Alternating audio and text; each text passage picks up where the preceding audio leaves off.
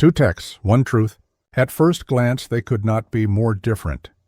In one, Jung warns us of the 7 psychological spaces that slowly erode a person's sanity: echo chambers, performance theaters, shadow basements.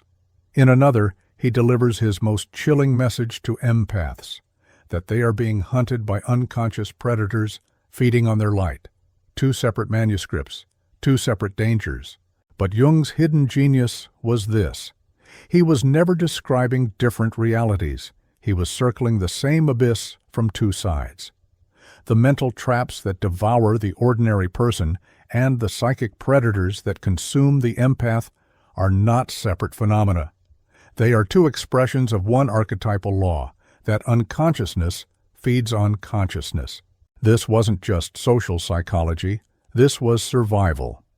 Jung wrote that until you make the unconscious conscious, it will direct your life and you will call it fate. The fate of the average man was entrapment in toxic spaces that weakened his thinking. The fate of the empath was enslavement to parasites who weaponized compassion. 2 texts, one truth. They see patterns where others see coincidences. They sense the hunger in people who appear wounded. They feel the pressure of environments that shrink the soul. Jung was mapping a single battlefield where the unconscious disguises itself as safety, as love, as belonging, and then devours the unwary. He named the traps differently depending on his audience: the echo chamber for the social man, the feeding process for the empath. But in both cases, the mechanism is identical, because when you abandon awareness, you forfeit sovereignty. And when sovereignty collapses, something else, shadow, parasite, groupthink, inevitably takes possession. Therefore, the 2 texts converge. The dangerous places are not just environments, they are breeding grounds for parasites. And the parasites are not just manipulative people, they are living embodiments of the toxic spaces Jung warned us about.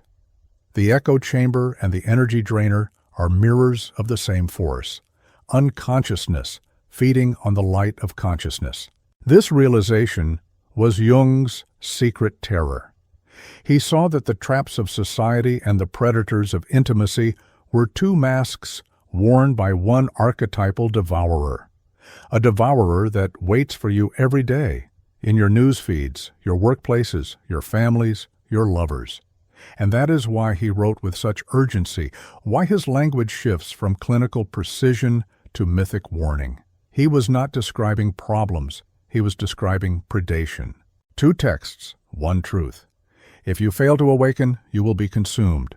Jung rarely spoke in absolutes, but when he did, it was because he had stared at the same pattern across dozens of lives. One such life came to him in 1913, a man whose case haunted his private notes. Outwardly, the man was unremarkable, educated, polite, even admired in his profession. But Jung detected something uncanny. The patient seemed to live in 2 worlds at once. In one world, he was the devoted husband, the reliable colleague, the thoughtful citizen. In the other, he wandered through what Jung later called the shadow basement, a place where the truths he refused to face grew claws in the dark. Each day he walked into echo chambers of colleagues who reinforced his biases, then into family circles that rewarded silence over authenticity. He told Jung, "I never fight with them. We're a perfect family." Jung understood this was not perfection, but what he called emotional starvation, a brittle peace bought at the price of truth. What unsettled Jung most was not the man's suffering, it was his blindness. He spoke as though the illusions around him were solid reality. And yet his body betrayed him: sleepless nights, heart palpitations, bursts of rage at trivial things. Jung realized he was watching possession, not the theatrical kind, but the everyday possession by environments and expectations that had colonized the man's psyche. Here Jung made a dangerous discovery. When a person is trapped in these invisible places, echo chamber, comparison arena, silent suffering, they no longer live their own life. They live the life demanded by the environment, and because the environment is unconscious, their fate becomes unconscious. Jung wrote that such a man walks in shoes that do not belong to him, on a path that is not his own. This patient was not weak-willed. He was devoutly loyal to his wife, steadfast in his career. But loyalty to illusions is betrayal of the soul. Because every echo chamber requires silence, every performance theater requires a mask, and every shadow basement requires denial. Therefore, the man was not simply living a double life. He was being lived by forces greater than himself. This case crystallized for Jung a truth that would echo through the rest of his writings, that the unconscious does not only hide within us, it surrounds us, disguises itself as safety, and waits for us to forget ourselves. Once we forget, the consumption begins. And yet, Jung saw the other possibility, the very patterns that enslave can also reveal. Because the moment the man began to describe his two worlds aloud, Jung recognized the potential for what he called individuation, the painful but necessary process of becoming whole. From Jung's vantage point, diagnosis is never enough. To witness illusion is not to escape it. Therefore, he sought instruments, rituals, gestures, even words that could cut through the fog of projection and reveal the marrow of a person's character. What emerged was deceptively simple. 2 texts, not essays, not manifestos, 2 short communications designed to bypass the mask and touch the nervous system directly. The first is what I call the secure ping. Jung often noted that the healthy psyche responds not with frenzy, but with coherence. So the first text is warm, neutral, steady, like a stone dropped into still water. It says, "I see you, and I acknowledge the bond without demand." The language is deliberate. It doesn't chase. It doesn't flatter. It simply establishes connection. In this moment, you are not testing their words. You are testing their latency, their rhythm, their capacity for regulated reciprocity. The second is the boundary with delay. Jung understood that character is revealed not when we are indulged, but when we are denied.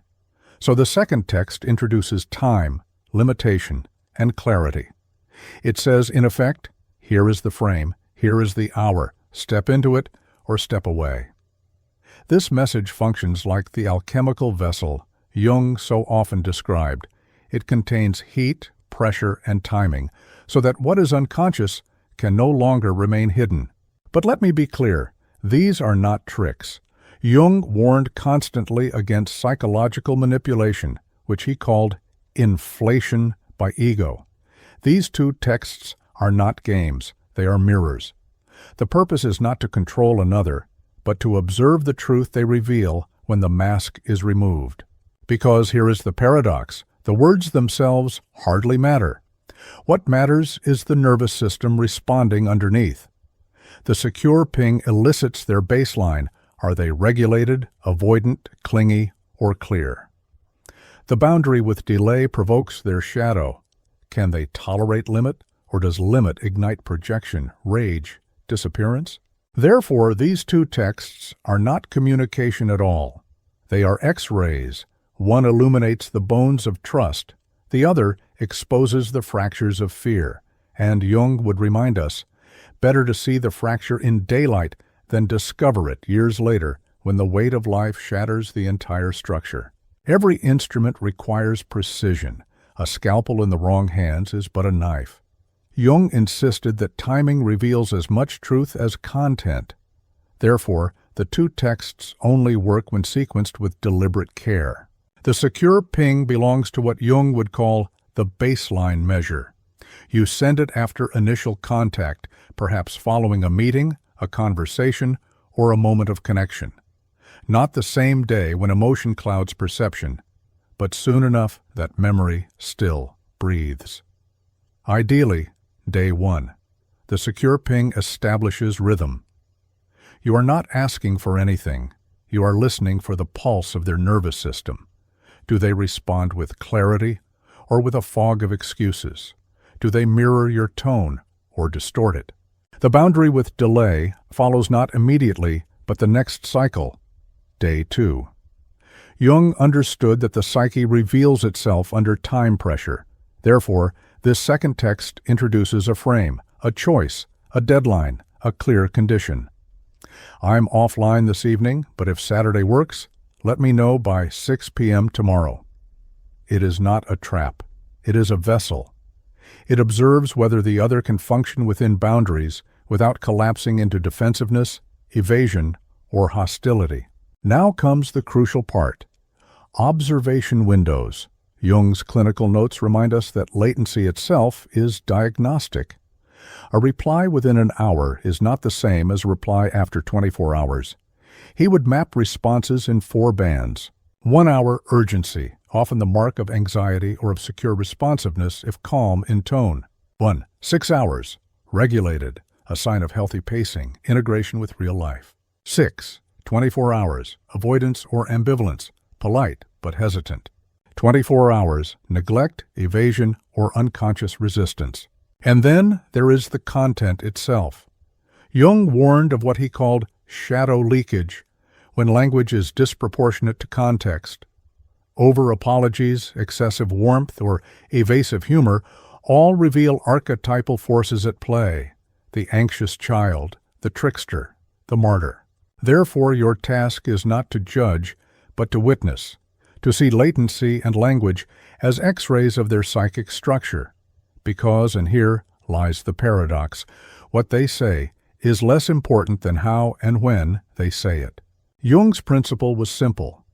The small reaction predicts the great one. If they cannot bear a gentle boundary in 2 sentences, they will not bear the crucible of life's larger demands: marriage, collaboration, crisis. The text is only the rehearsal. The play comes later. Once the secure ping and the boundary with delay have been sent, the truth begins to surface. Jung observed that patterns of response fall into archetypal categories. These are not mere communication styles. They are windows into the nervous system, each revealing an attachment story written long before you arrived. 1. The secure archetype, coherent and collaborative. This is the rarest and the healthiest. Their response comes within a natural window, neither frantic nor avoidant. The language is balanced. Saturday works. 2 p.m. or 4 p.m. better for you. Clarity plus collaboration. Jung called this the individuated response, a reply that honors both self and other without distortion. Because they trust connection, they do not need to manipulate it. Therefore, their presence calms rather than destabilizes. 2. The anxious archetype, rapid and over-indexed. Here the response is almost immediate, but overloaded with reassurance and apology. So sorry I didn't see this right away. Yes, of course, whatever works for you, I'll make it happen. The words are kind, but beneath them lies fear, the terror of abandonment. Jung noted that such individuals often carry complexes formed in childhood, the desperate need to please, to preempt rejection. They see connection, but they fear its fragility. Therefore, they cling. 3. The avoidant archetype, vague and delayed. This reply arrives late, wrapped in vagueness. Yeah, things are crazy. Let's just play it by ear. Warmth without commitment. Jung recognized this as defensive withdrawal, a shadow born from early experiences of engulfment. These individuals equate boundaries with suffocation, so they resist structure at all costs. They sense connection, but they fear its demands. Therefore, they flee. 4. The disorganized archetype, hot-cold and contradictory. This is the most chaotic. Responses swing between intensity and disappearance. At one moment, can't wait to see you, you mean so much to me. Hours later, silence, excuses, or even hostility. Jung described this as the conflicted psyche, a soul that longs for intimacy yet fears it as danger. The contradiction is not conscious.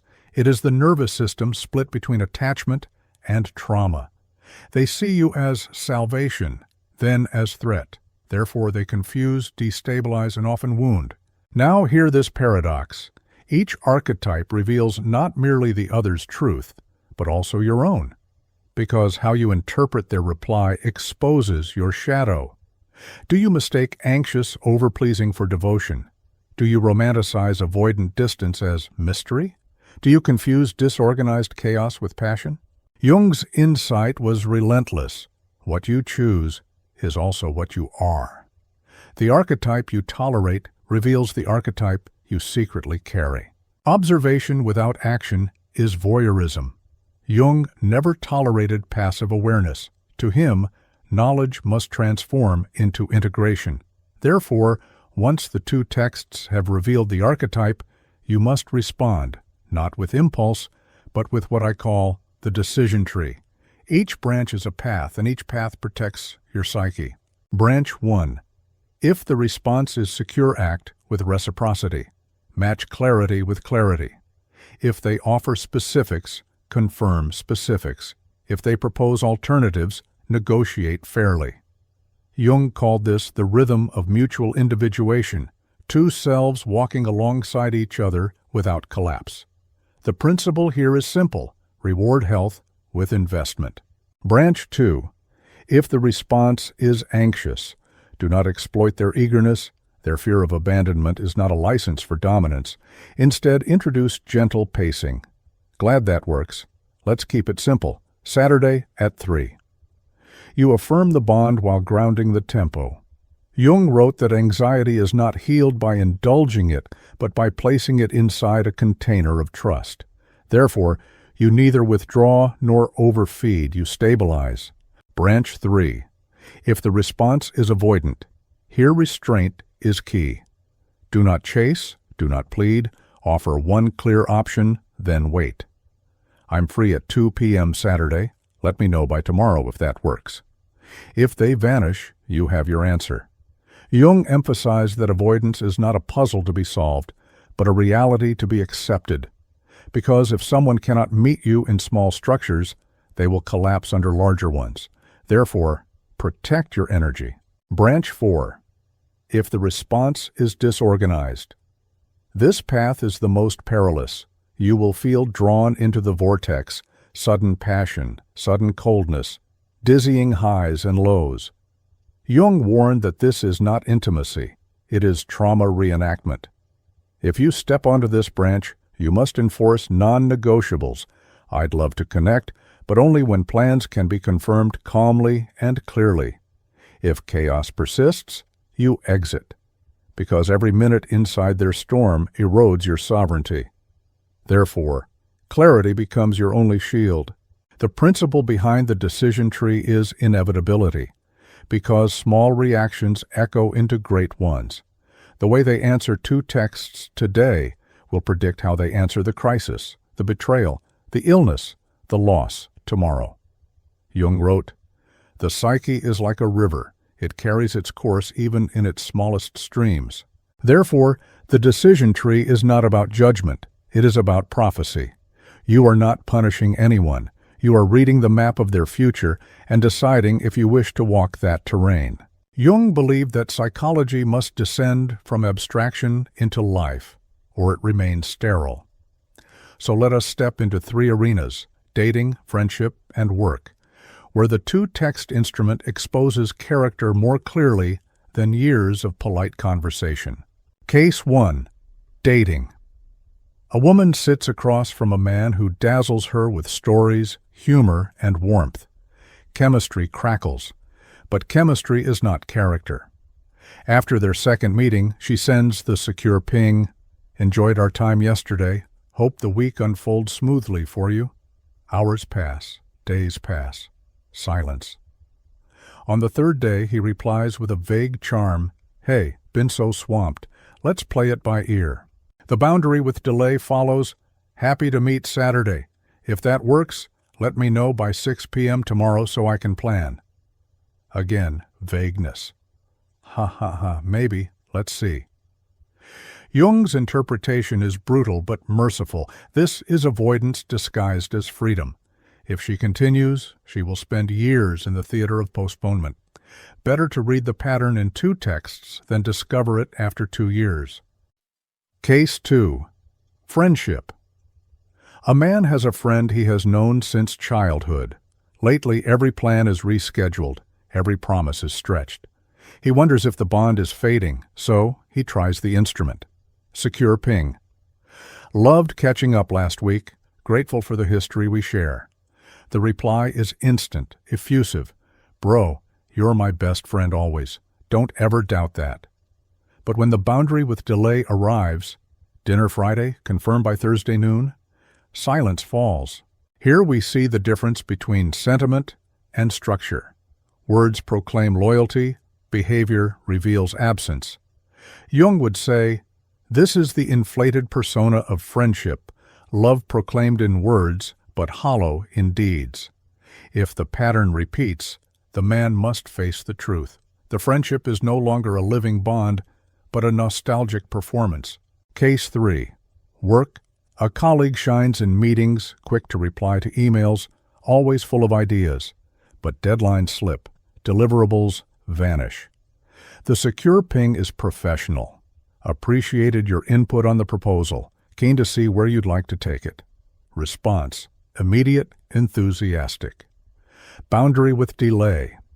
If you can send your draft by Friday noon, I'll integrate over the weekend. Friday comes, nothing. Monday, excuses. Wednesday, promises. The truth is clear. Jung would call this the shadow of charm, the tendency to compensate with energy where there is no substance. Better to see it now than to entrust them with critical projects. Across dating, friendship, and work, the pattern repeats. The two texts are not about what people say. They are about whether their nervous system can carry the weight of time, structure, and truth. And here is Jung's law. What fails in the small will fail in the great. Therefore, to see it now is mercy. Jung warned that language is never neutral. Words either clarify or conceal. Therefore, the texts must be crafted with surgical precision, warm but firm, human but boundaried. Anything else risks falling into manipulation, which Jung saw as a form of psychic inflation. Secure ping variations. These are simple acknowledgments designed to test rhythm, not extract loyalty. Good to connect yesterday. Appreciated your perspective. Enjoyed our chat. Wishing you a smooth week ahead. Glad we crossed paths. Curious to hear how your project unfolds. Note the qualities. No flattery, no demand, no emotional overreach. Jung might call them psychological mirrors. They reveal the other's capacity to reflect without feeding their ego or fear. Boundary with delay variations. These are containers, small, time-bound requests that expose how a person handles limitation. Offline this evening. If Saturday works, let me know by 6 p.m. tomorrow. I hold Sundays for rest. If feedback is needed, send by Friday noon. Dinner Tuesday is possible. Confirm by tomorrow so I can plan. Notice the balance. Clarity without hostility. Firmness without rigidity. Jung often wrote that true boundaries are not walls, but frames for encounter. Repair scripts, sometimes the response is silence or evasion. Rather than spiral, use clarity to reset. Looks like timing didn't land. Happy to revisit when planning feels easier. No worries, let's pause here and reconnect when the schedule clears. These scripts prevent what Jung called shadow entanglement, the tendency to fill silence with projections of rejection or malice. Instead, you speak cleanly, then step back. Protective scripts. For patterns that repeat, disengagement must be clear. I value connection that's collaborative. This doesn't feel aligned right now. I wish you well. For me, clarity is essential, so I'm stepping back. Such words may feel severe, but Jung insisted that protection of the psyche is not cruelty. It is responsibility. To speak this way is to honor both yourself and the other by refusing to collude in illusion. Therefore, the scripting library is not merely a toolkit for communication. It is a discipline of speech. Each phrase becomes an alchemical vessel, warm enough to keep the human bond intact, structured enough to expose the truth. Jung was adamant. Every psychological tool carries danger. The same scalpel that heals can also wound. Therefore, the two-text method must never be reduced to a game, a trap, or a form of domination. It must remain what it was always intended to be, a mirror. He warned against what he called ego inflation, the temptation to wield insight as a weapon rather than a light. When you send the secure ping or the boundary with delay, your task is not to trick, shame, or expose. Your task is to see, to allow the other's truth to emerge without interference. First, the intention check.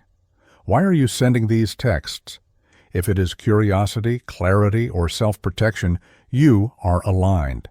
If it is vengeance, control, or testing for sport, you are misusing the tool. Jung wrote, "What we do to others, we also do to ourselves." Manipulative use of mirrors rebounds, eroding your own authenticity. Second, the no double-bind rule. Do not create impossible conditions, then condemn the other for failing them. A secure ping should be genuine, not bait. A boundary should be realistic, not punitive. If you secretly hope they fail so you can justify leaving, you are not mirroring. You are staging. Third, the context principle. These texts are for established rapport, not strangers. To send them without foundation is to demand intimacy without consent.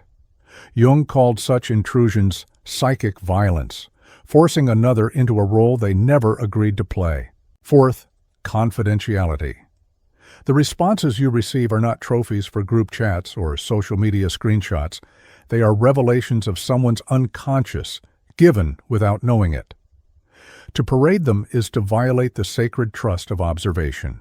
Because here is the paradox. The moment you use these texts manipulatively, you step into the very archetype you fear. You become the predator, the devourer, the shadow feeder Jung warned against. And then the test no longer reveals them.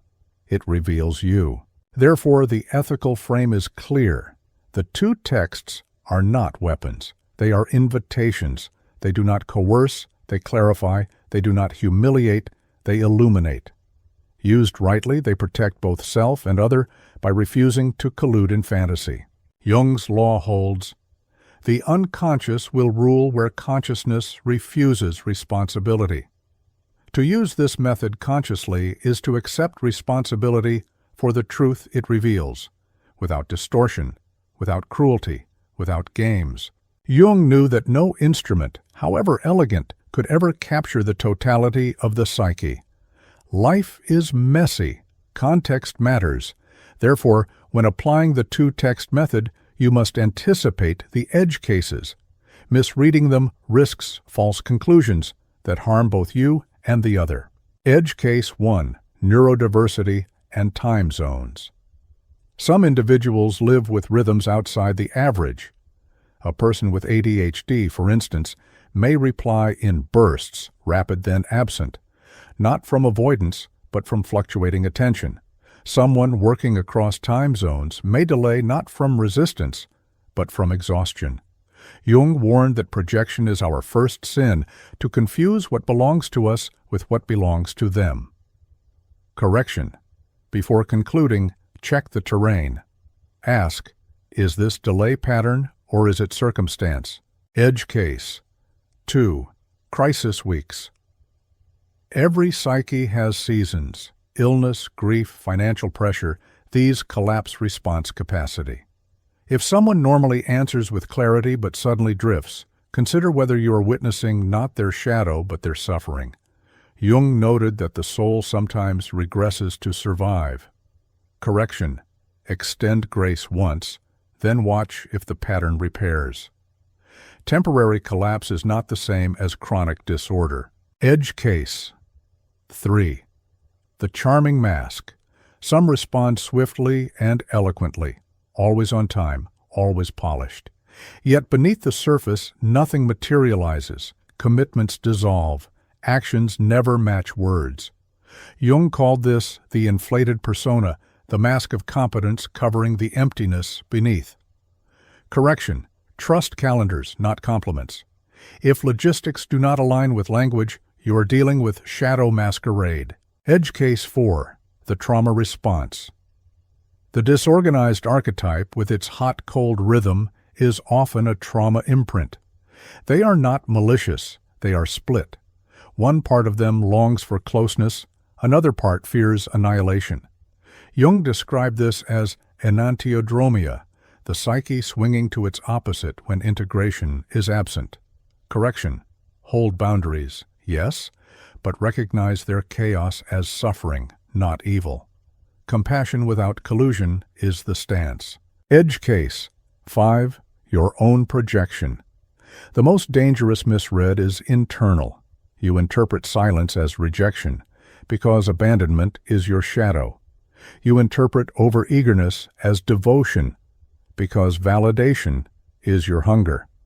Jung's maxim applies: everything that irritates us about others can lead us to an understanding of ourselves. Correction. Journal your interpretations before acting. Ask, am I reading them, or am I reading myself in them?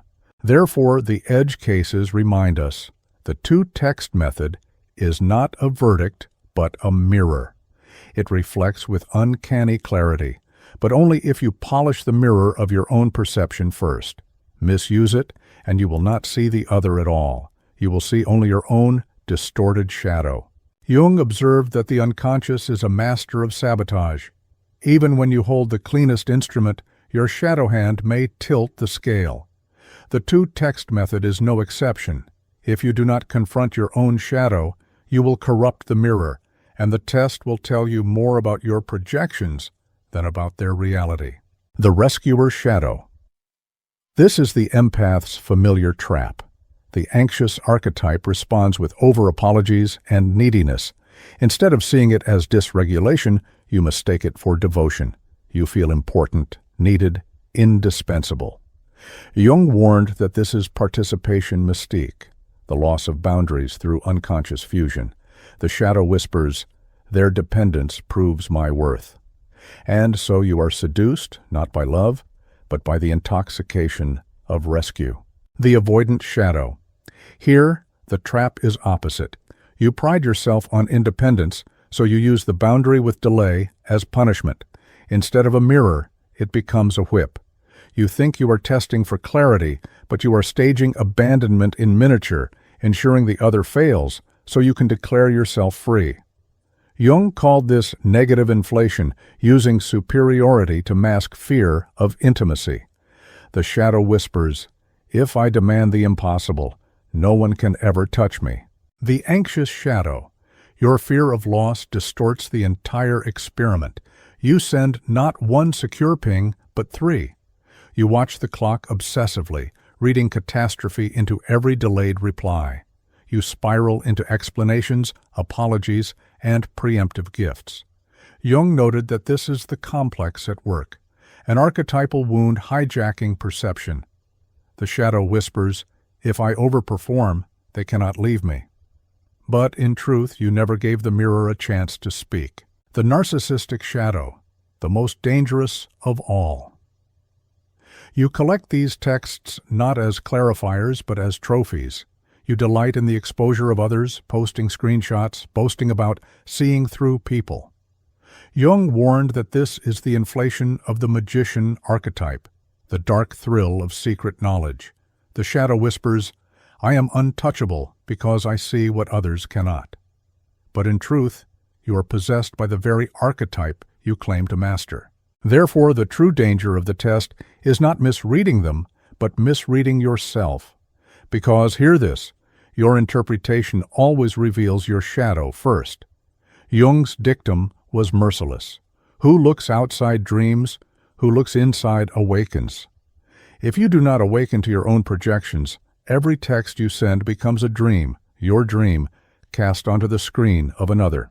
Jung insisted that individuation was not achieved by a single revelation, but by daily acts of consciousness. The two-text method, if left as a trick, dissolves into manipulation. But if built into your relational hygiene, it becomes a compass, a way of walking in truth consistently. Habit 1. Weekly audit set. Aside 10 minutes each week. Review your connections. Who collaborates when asked? Who drifts? Who drains? Jung spoke of psychological economy, the wise stewarding of your limited energy.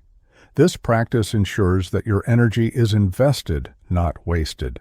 Habit 2. The one-ask rule: offer clarity once. If it is ignored or distorted, resist the compulsion to repeat. Jung warned that repetition without recognition is the essence of neurosis, the psyche replaying an unresolved wound. By asking once and observing, you liberate yourself from endless loops. Habit 3. Calendar fidelity. Do not be seduced by words alone. If an agreement is not anchored in time, it is fantasy. Jung noted that psyche reveals itself in how time is held. A kept appointment is symbolic proof of reliability. A broken one is symbolic proof of fracture. Therefore, treat the calendar as sacred text. Habit 4. Latency literacy. Pay attention, not just to whether they reply, but to when. Track consistency across weeks. Jung reminded us that small unconscious timings, delays, evasions, bursts, are the fingerprints of the psyche. They tell the truth the persona cannot. Habit 5. Boundary rehearsal. Practice your boundaries with delay allowed. In solitude, record your tone.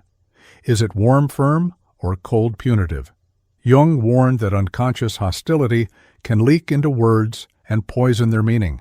By rehearsing, you ensure your language emerges from sovereignty, not shadow.